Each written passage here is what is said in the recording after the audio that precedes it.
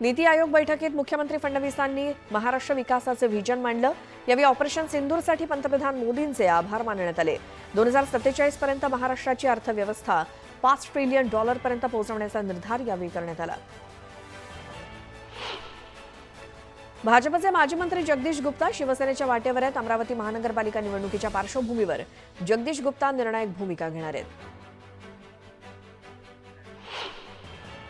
गोंदियातील उबाठाचे अल्पसंख्याक विभागाचे जिल्हाध्यक्ष शाहरुख पठाण यांनी आपल्या कार्यकर्त्यांसह राष्ट्रवादीत प्रवेश केला। प्रफुल्ल पटेल यांच्या उपस्थितीत हा पक्ष प्रवेश पार पडला।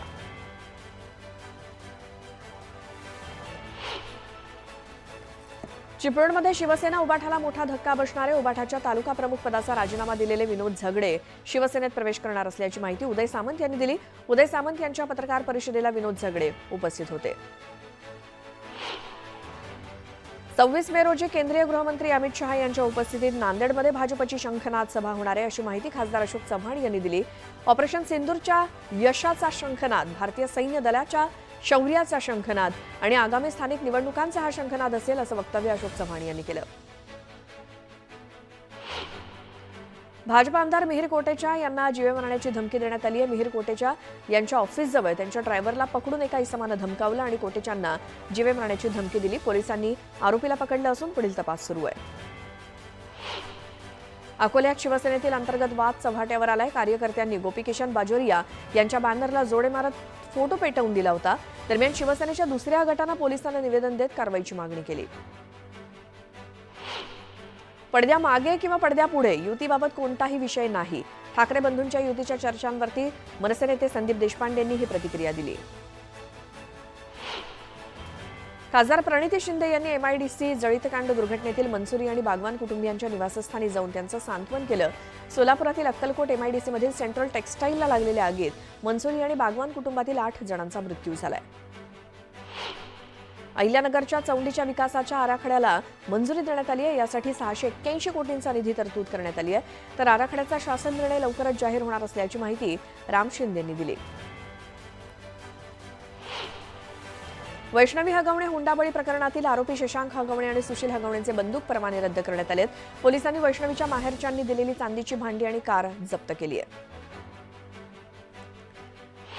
निलेश चव्हाण विरोधात बार्जे पोलिसात गुन्हा दाखल झालाय। हगवणे कुटुंबियांसोबत त्याचे जवळचे संबंध होते असं पोलिसांनी म्हटलंय। तर आता निलेश चव्हाणच्या अडचणीत वाढ झाली आहे। हुंडाबळी प्रकरणात निलेश चव्हाणला सह आरोपी करण्यात आलंय। उपमुख्यमंत्री एकनाथ शिंदे यांनी कसपटे कुटुंबियांची पुण्यातल्या घरी जाऊन भेट घेतली। हगवणे कुटुंबियांवरती मकोका अंतर्गत कारवाई करण्याचे सरकारचे प्रयत्न असतील आणि कुणालाही पाठीशी घातलं जाणार नाही, असं आश्वासन एकनाथ शिंदेंनी कसपटे कुटुंबाला दिलं।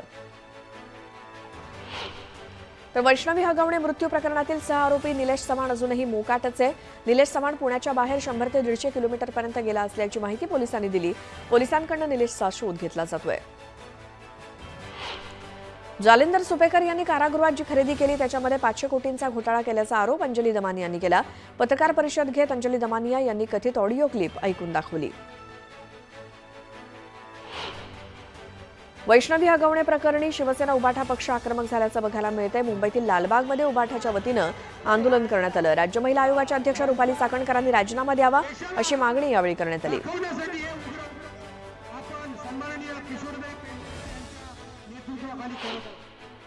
वैष्णवीनं आत्महत्या केली नाही, तिला जबर मारहाण करून तिची निर्घृण हत्या करण्यात आली असा आरोप करुणा मुंडेंनी केला।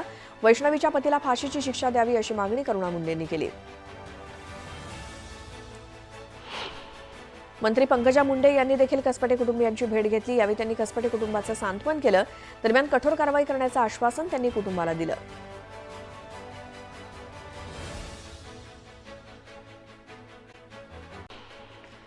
वक्फ सुधार कायद्याविरोधात all India Muslim personal law बोर्डाकडून देशभर सुरू असलेल्या आंदोलनाअंतर्गत नांदेडमध्ये निषेध सभा घेण्यात आली। हा कायदा धार्मिक क्षेत्रात हस्तक्षेप करणार असल्यामुळे रद्द करण्यात यावा अशी मागणी करत आंदोलनाचा इशारा दिलाय।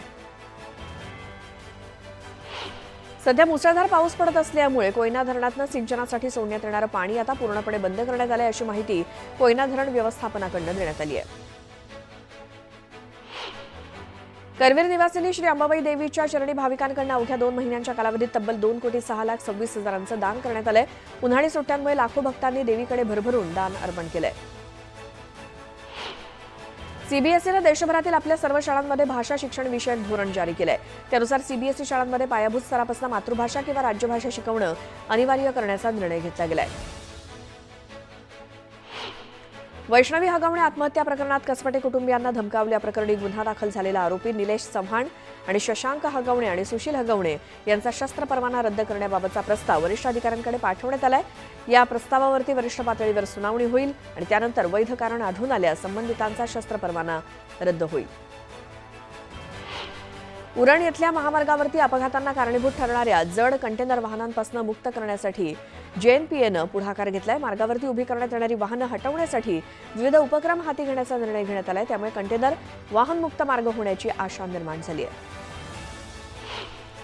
नवी मुंबई परिसरात सिडकोनं उभारलेल्या वसाहतींमधील नागरी सुविधांची कामं यापुढे महापालिकेमार्फत करण्याचा महत्त्वपूर्ण निर्णय नगरविकास विभागाचे प्रधान सचिव असीम गुप्ता यांच्या उपस्थितीत झालेल्या बैठकीत घेण्यात आला. नवी मुंबई महापालिकेत पालिका आस्थापनेवरील गट क आणि गट ड मधील विविध संवर्गातील 668 रिक्त पदं सरळ सेवा भरती प्रक्रियेद्वारे भरण्यात येणार आहेत. ऑनलाईन परीक्षेद्वारे उमेदवारांची निवड केली जाणार आहे. इयत्ता 11वीच्या 20,92,000 जागांसाठी सोमवारपासून अर्ज नोंदणी प्रक्रिया सुरू होणार आहे. यंदा पहिल्यांदाच संपूर्ण राज्यात 11वीसाठी केंद्रीय ऑनलाईन प्रवेश प्रक्रिया राबवण्यात येणार आहे. या अंतर्गत कॅप फेरीसाठी 18,77,839 जागा तर विविध कोट्याअंतर्गत 2,14,511 जागा उपलब्ध आहेत. सावित्रीबाई फुले पुणे विद्यापीठ संलग्न महाविद्यालय आणि मान्यताप्राप्त परिसंस्था यांच्या सहकार्यानं उन्हाळी 2025 सत्र परीक्षांचं पहिल्या टप्प्यातील निकाल जाहीर झालेत. पहिल्या टप्प्यात जवळपास 37 अभ्यासक्रमांचे निकाल जाहीर करण्यात आले.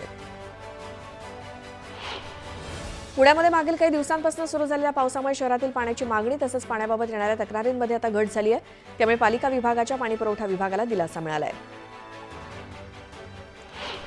पिंपरी चिंचवड महापालिकेच्या वतीनं डिजिटल कामकाज सुरू करण्यात आलं. 1 एप्रिलपासून 31,000हून अधिक कागदपत्र 3,716 नसतीचे कामकाज डिजिटल पद्धतीनं पूर्ण केलंय. त्यामुळे महापालिकेचं संपूर्ण कामकाज डिजिटल झालंय. स्थानिक रहिवाशांनी केलेली मागणी आणि पर्यावरण प्रेमींनी थेट मुख्यमंत्र्यांना साकडं घातलंय. या सगळ्या गोष्टी लक्षात घेत मुंबई पालिकेनं पवई तलावाच्या स्वच्छतेला सुरुवात केली. या पार्श्वभूमीवर 5 यंत्रांच्या मदतीनं जलपर्णी काढण्याचं काम सुरू करण्यात आलंय. विद्यार्थ्यांचं शैक्षणिक नुकसान टाळण्याच्या उद्देशानं आणि नॅकनं लागू केलेल्या नव्या पद्धतीनुसार मूल्यांकन आणि पुनर्मूल्यांकनासाठी अद्यापही सीडीसीची स्थापना न केलेल्या महाविद्यालयांना दणका देण्यात आलाय. 73 महाविद्यालयांची प्रथम वर्ष प्रवेश प्रक्रिया स्थगित करण्यात आली आहे. मस्जिद बंदर रेल्वे स्थानकापासून काही अंतरावरती असलेला आणि पीडिमेलो मार्गाला जोडणाऱ्या कर्नाक उड्डाणपुलाचं काम पूर्ण होत असलं तरी 10 जूनपर्यंत हा पूल वाहतुकीसाठी खुला करण्याचा मुंबई महापालिकेचा प्रयत्न आहे. तर मुंबईतील पूर्व आणि पश्चिम उपनगरांना जोडणारा विक्रोळी रेल्वे स्थानकाजवळचा उड्डाणपूल सुद्धा पूर्ण होत आला असून हा पूल जून महिन्यात खुला होणार आहे. महाराष्ट्रात प्रवासी वाहनांची जोरदार विक्री सुरू असून वित्त वर्ष 2024-25 मध्ये देशभरात विकल्या गेलेल्या प्रवासी वाहनांमध्ये सर्वाधिक प्रवासी गाड्या महाराष्ट्रात विकल्या गेल्यात. तर दुचाकी वाहनांच्या विक्रीत उत्तर प्रदेशनं अव्वल क्रमांक पटकावलाय. खासगी क्षेत्रात कार्यरत असलेल्या देशातील सर्व कर्मचाऱ्यांना केंद्र सरकारनं गुड न्यूज दिली आहे.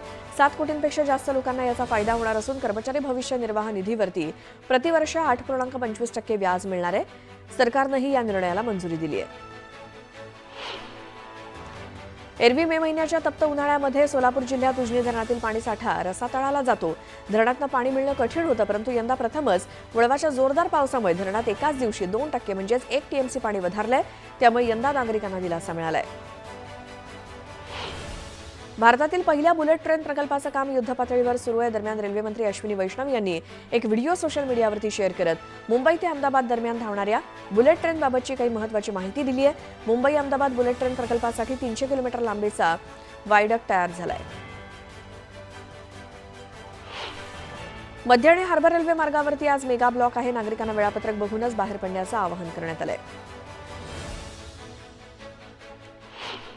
वैष्णवीच्या बाळाची हेळसांड केल्याप्रकरणी निलेश चव्हाणवर आणखी एका कलमाअंतर्गत गुन्हा दाखल करण्यात आलाय. राजेंद्र हगवणेचे बँकेतील लॉकर सील केल्याची माहिती पोलिसांनी दिली. नागपूर ते मुंबई आणि पुण्यापर्यंत वंदे भारत एक्सप्रेस सुरू करण्यासाठी रेल्वे प्रशासनाच्या वतीनं रेल्वे मार्गाची चाचणी पूर्ण झाली आहे. अंतिम अहवाल मिळताच नागपूर पुणे नागपूर आणि नागपूर मुंबई दरम्यान वंदे भारत एक्सप्रेस सुरू होणार आहे. जळगाव जिल्ह्याच्या भुसावळ फैजपूर तालुक्यातील अनेक भागात पावसानं हजेरी लावली। पावसामुळे तापमानात मोठी घट झाली आहे। वातावरणात गारवा निर्माण झाल्यामुळे नागरिकांना दिलासा मिळालाय। नोकरीच्या ठिकाणी महिला कर्मचाऱ्यांना प्रसूती रजेचा लाभ मिळणं हा महिलांच्या जगण्याचा अधिकाराचाच एक पैलू आहे। कुठलीच कंपनी महिला कर्मचाऱ्यांना प्रसूती रजेचा लाभ नाकारू शकत नाही असा महत्त्वाचा निर्णय सर्वोच्च न्यायालयाने दिलाय। ठाण्यामध्ये गेल्या 48 तासात 19 कोरोना रुग्णांची नोंद झाली, तर एका 21 वर्षीय तरुणाचा कोरोना आणि हाय डायबिटीजमुळे मृत्यू झाल्याची माहिती मिळते। बीडच्या वंजारवाडीमध्ये माजी सरपंचासह एका कुटुंबाला बेदम मारहाण करण्यात आली। मारहाणीत जखमी झालेल्यांवरती बीडच्या जिल्हा रुग्णालयात उपचार सुरू आहेत। मारहाण प्रकरणात गुन्हा दाखल झालाय।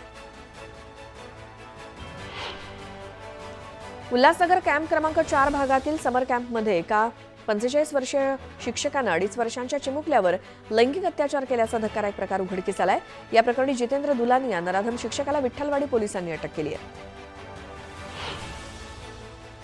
पंढरपूरच्या केम रोपळे रस्त्याची दुरवस्था झाली आहे। रस्त्यावरती ठिकठिकाणी खड्डे पडल्यामुळे पावसाचं पाणी साचून रस्ते चिखलमय झालेत। रस्ता दुरुस्तीचं काम मंजूर होऊन सुद्धा बांधकाम विभाग दुर्लक्ष करत असल्यामुळे नागरिकांनी नाराजी व्यक्त केली।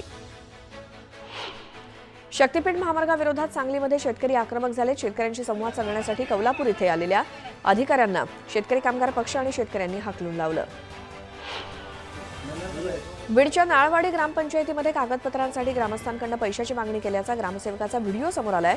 पैसे नसतील उसने घ्या, पण आम्हाला पैसे द्या असं म्हणत ग्रामसेवक ग्रामस्थांवरती दबाव आणत असल्याचं समोर आलंय। छत्रपती संभाजीनगरमध्ये विविध विकास कामांमुळे रस्त्यांची दुरवस्था झाली आहे, त्यामुळे नागरिकांना नाहक त्रास सहन करावा लागतोय। दरम्यान तातडीनं कामं पूर्ण करून रस्ता सुरू करण्याची मागणी नागरिकांनी केली। वाशिमच्या जवळका परिसरात बिबट्यानं शेतकऱ्यावरती हल्ला केला। बिबट्याच्या हल्ल्यात शेतकरी गंभीर जखमी झालाय। वन विभागाकडे बिबट्याचा बंदोबस्त करण्याची मागणी नागरिकांनी केली। जळगाव जिल्ह्यात तूर खरेदीसाठी मुदतवाढ देण्यात आली आहे। नाफेडच्या माध्यमातून 16 केंद्रांवरती खरेदी प्रक्रिया सुरू राहणार आहे। तूर खरेदीचा दर प्रति क्विंटल 7,500 इतका निश्चित करण्यात आला असून 28 मे पर्यंत तूर खरेदी सुरू राहणार आहे। कराड चिपळूण मार्गावरती सलग दुसऱ्या दिवशी वाहतूक ठप्प झाली। रस्त्याच्या कामादरम्यान ट्रक अडकल्यामुळे वाहतूक विस्कळीत झाली। दरम्यान ठेकेदाराकडून मनमानी पद्धतीनं रस्ता खोदल्याचा आरोप नागरिकांनी केला।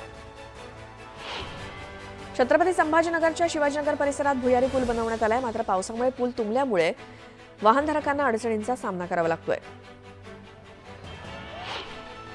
अहिल्यानगरच्या ब्राह्मणवाडामध्ये शहीद संदीप गायकर यांच्यावरती शासकीय इतमामात अंत्यसंस्कार करण्यात आले। जम्मू काश्मीरमध्ये अतिरेक्यांशी सामना करताना त्यांना वीरमरण आलं। रेल्वे स्टेशनवर प्रवाशांना देण्यात येत असलेल्या अत्याधुनिक सुविधांचा सर्वात जास्त फटका लायसन्सधारी हमालांना बसलाय। दरम्यान केंद्र सरकारनं रेल्वेच्या ग्रुप डी मध्ये सामावून घेण्याची मागणी हमालांनी केली आहे। नागपुरात डॉक्टर हेडगेवार आणि महात्मा गांधी एक दर्शन या पुस्तकाचं प्रकाशन पार पडलं। राष्ट्रीय स्वयंसेवक संघाचे अखिल भारतीय प्रचार प्रमुख सुनील आंबेकर यांच्या हस्ते पुस्तकाचं प्रकाशन करण्यात आलं।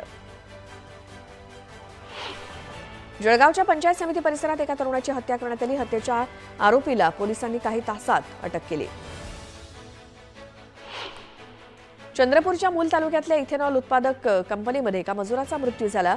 रशिक गेडाम असं मृत्यू झालेल्या मजुराचं नाव आहे। सुगंधित तंबाखू आणि गुटख्याची खरेदी विक्री करणाऱ्या 2 आरोपींना तहसील पोलिसांनी अटक केली। कारवाईमध्ये पोलिसांनी 220 किलो सुगंधित तंबाखू आणि 4 चाकी वाहन असा 8 लाखांचा मुद्देमाल जप्त केलाय। नागपूर पोलिसांनी ही कारवाई केली आहे।